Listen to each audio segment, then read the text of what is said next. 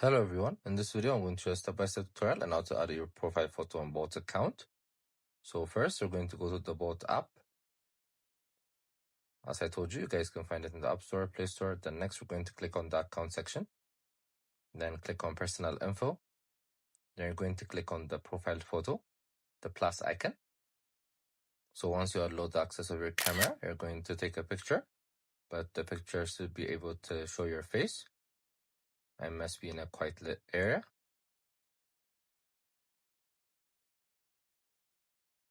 So once you take that picture, you're going to put it there.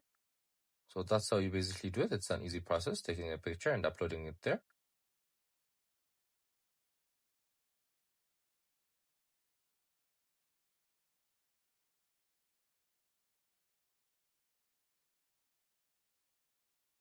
I hope you guys liked this video. Subscribe for more, like for more, share for more. I hope to see you again. Goodbye.